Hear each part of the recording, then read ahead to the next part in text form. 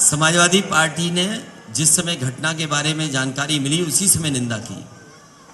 ये तो भारतीय जनता पार्टी को बताना चाहिए कि क्या माफिया गुंडे जाते जाते उन्हें कोई नेता दिखाई दे गया तो फायर करते हुए चले गए। ये सबसे बड़ी कानून व्यवस्था की फेलियर है।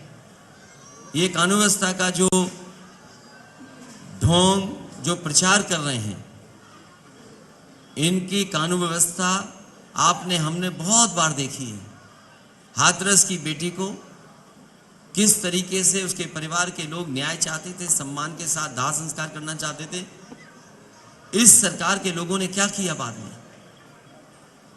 इतना जघन्य अपराध, और उसके बाद आखिरी समय पर परिवार जो सम्मान देना चाहता था अपनी बेटी का, भाई अपनी बहन का, वो भी सरकार ने नहीं देने दिया। और सही मायने में अगर आपके अलीगढ़ का अस्पताल में इलाज सही मिल जाता तो शायद हमारी बहन आज जिंदा होती।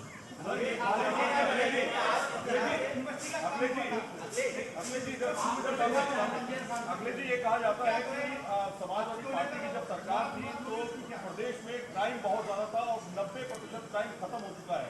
क्या अखिलेश यादव जब दोबारा अगर सत्ता में आते हैं तो क्रिमिनल तो क्राइम पर उनकी क्या सोच होगी? मैं धन्यवाद देता हूं और मैं ये भी कहता हूं आपके माध्यम से, जो लोग भी कानून व्यवस्था से खिलवाड़ करना चाहते हैं वो एक भी व्यक्ति समाजवादी पार्टी को वोट नहीं दे।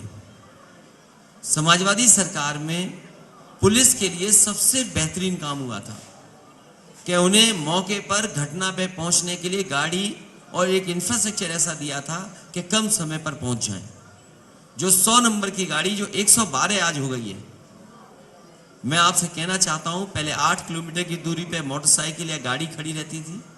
अगर हमें ये दूरी भी कम करनी पड़ी और गाड़ियों की संख्या दुगनी करनी पड़ी तो समाजवादी सरकार में इन गाड़ियों की संख्या दुगनी कर करके कानून व्यवस्था को ठीक रखने का काम करेंगे। और जो लोग ये कह रहे हैं, क्या वो हाथरस की घटना भूल गए?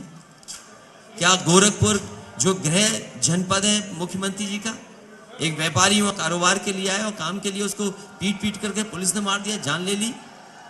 और आज देश में कस्टोडियल डेथ में सबसे ऊपर उत्तर प्रदेश है। नेशनल ह्यूमन राइट कमीशन ने सबसे ज्यादा नोटिस अगर किसी को दिए तो उत्तर प्रदेश को दिए। और हमारे मुख्यमंत्री तो ऐसे थे जिनके ऊपर न जाने कितने मुकदमे थे, डिप्टी सीएम न जाने कितने मुकदमे थे। और ये कमाल के मुख्यमंत्री थे, उन्होंने खुद के मुकदमे वापस ले लिए, डिप्टी सीएम ने अपने वापस ले लिए। तो ये जो लोग खुद,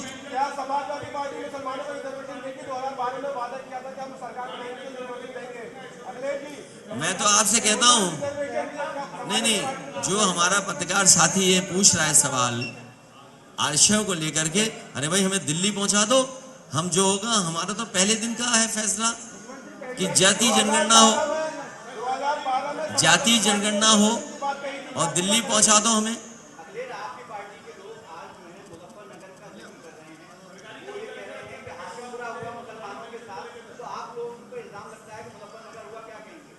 पुरानी पेंशन बहाल होगी और पुरानी पेंशन बहाल के लिए समय समय पर कर्मचारी हमसे मिलते रहे और उनकी मांग,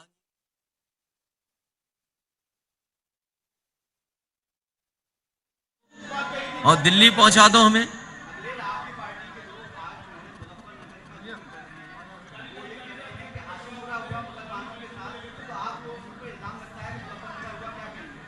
पुरानी पेंशन बहाल होगी और पुरानी पेंशन बहाल के लिए समय समय पर कर्मचारी हमसे मिलते रहे। और मैंने गर्मी वाले में तो यही कहा कि हमारे मुख्यमंत्री का कंप्रेसर है क्या?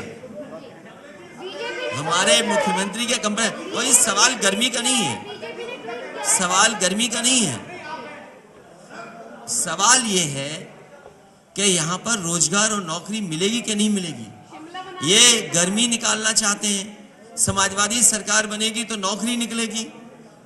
जवान जो पुलिस में भर्ती होना चाहते हैं, पुलिस भर्ती के लिए नौकरी निकलेगी।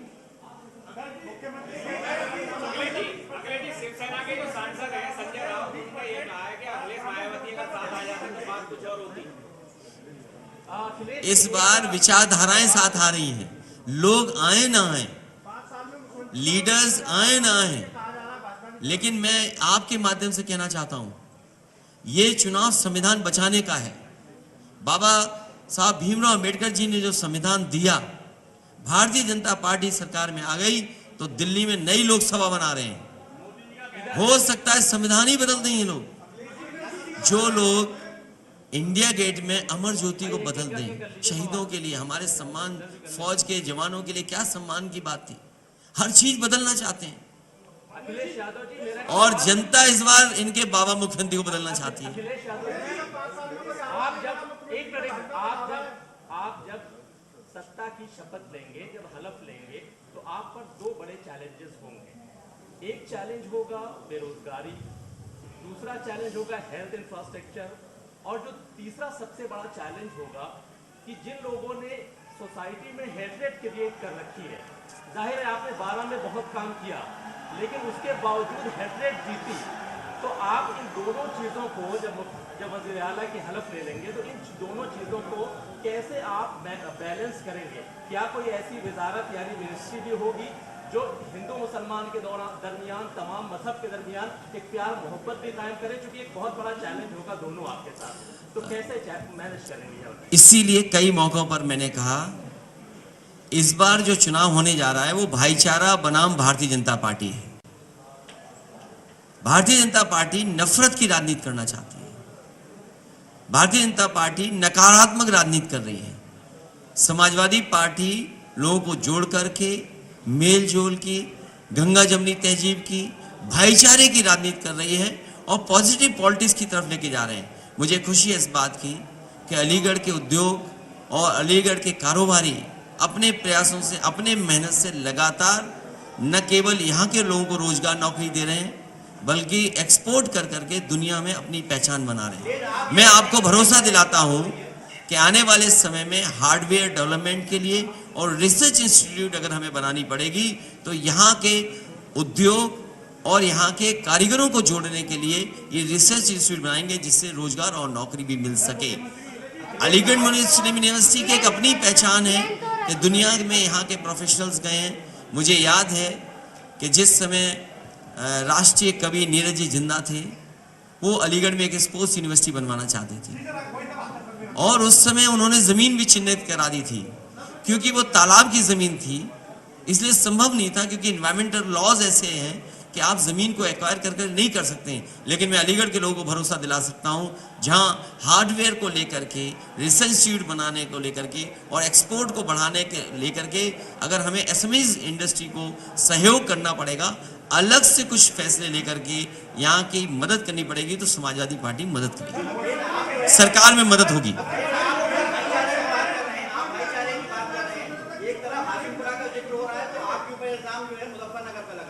देखिए, भारतीय जनता पार्टी जानती है कि बुनियादी सवालों के जवाब उनके पास नहीं है।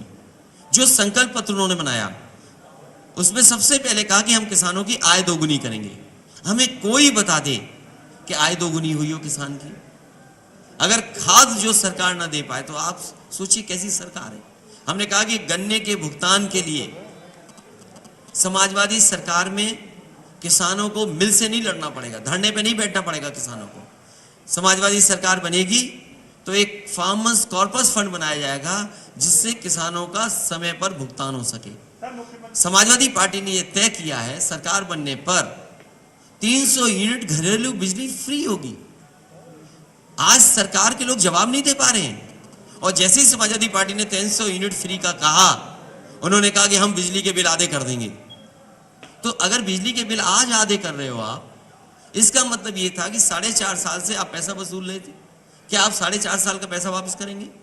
और हमारे मुख्यमंत्री आपके जिले में भी आए थे, मुझे उम्मीद थी कि वो कारखाने का नाम बोलेंगे, और मैं परसों अगर आ रहे हैं तो आप उनसे कहिए कि बिजली का कारखाने का नाम लेकर के बता दो। जो मुख्यमंत्री यहाँ आए और हरदोगंज के प्लांट का उद्घाटन किया, मुझे लगा कि बिजली के कारखाने का नाम बताएंगे कि बिजली का कारखाना क्या है, लेकिन उन्होंने न केवल आपको निराश किया, मैं टीवी पे देख रहा था, मुझे भी निराश कर दिया। जो मुख्यमंत्री बिजली का कारखाने का नाम ना ले पाए, 660 सुपर क्रिटिकल थर्मल प्लांट, अगर मुंह से आप परसों सुन लो तो हम मान जाएंगे आपसे। वो अभी ये कारखाना जो समाजवादियों की सरकार में लगना शुरू हुआ पूरा हो गया है। ये चाहते तो पूरा हो जाता, सस्ती बिजली मिलती। आप खुद महसूस करिए कि जिस समय बिल आता है तो बताओ जनता को करंट लगता है कि नहीं लगता है। और 2 बार सरकार बनी इनकी, क्या उत्तर प्रदेश का कोटा जनता के लिए बिजली का नहीं बढ़ा सकते थे? ये बिजली का कारखाना शुरू होगा, किसानों को सिंचाई का फ्री और साथ ही साथ घरेलू बिजली 300 यूनिट फ्री देने का काम समाजवादी सरकार में होगा।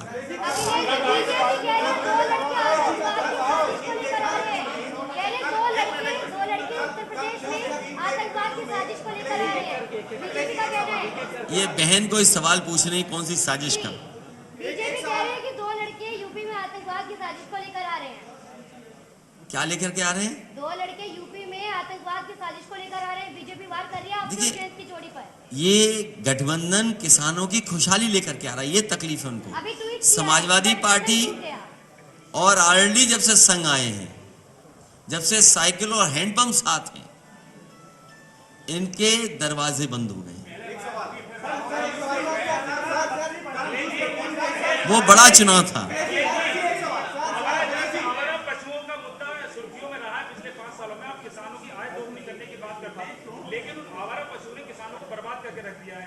यूपी के ही मंत्री सतीश महाना उनकी सभा में आवारा सांड पहुंच चुके थे, उन्हें सभा छोड़कर भागना पड़ा, जिस पर उन्होंने कहा कि जिसने छोड़े। उत्तर प्रदेश में आ गए सांड, उत्तर प्रदेश में सांड आ गए। आज पता लगा आपको? मुझे नहीं, आप क्या करेंगे ये? नहीं, हमें तो बहुत पहले से पता है। 4.5 साल से परेशान है सांड से।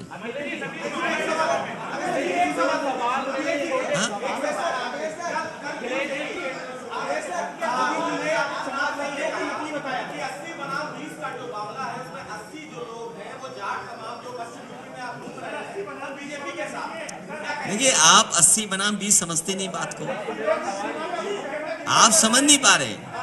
जो वो बोल रहे हैं वो ये बोल रहे हैं कि जो 80% लोग हैं वो गठबंधन के साथ हैं और 20% नाराज हैं, तो 100 के 100% गठबंधन के साथ हैं। आप बात नहीं समझ रहे। और कभी बताइए आप, कोई सांसद कूटा गया होगा? विधायक दौड़ाए गए होंगे? गांव में नहीं घुस पा रहे। गांव में इनका विधायकों का बहिष्कार हो रहा है और जनता तिरस्कार कर रही है इनका।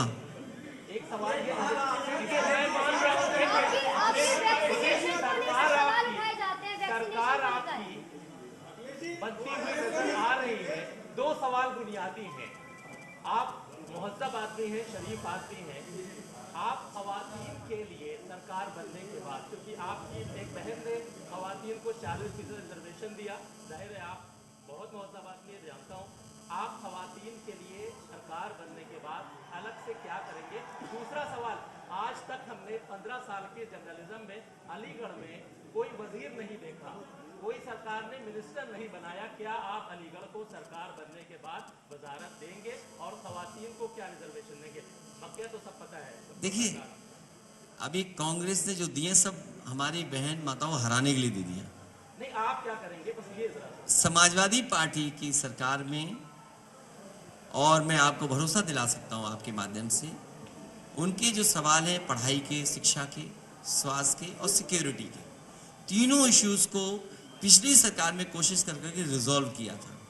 आने वाले समय में अगर हमें उनके शिक्षा को लेकर के, उनके स्वास्थ्य को लेकर के और उनकी सुरक्षा को लेकर के अगर अलग से योजना भी बनानी पड़ेंगी तो समाजवादी सरकार में बनेंगी। मैं उदाहरण के लिए कह सकता हूं कि 1090 पावर वुमेन लाइन योजना शुरू की थी, जिसमें अगर किसी भी बेटी को, बहन को, महिलाओं को कोई अगर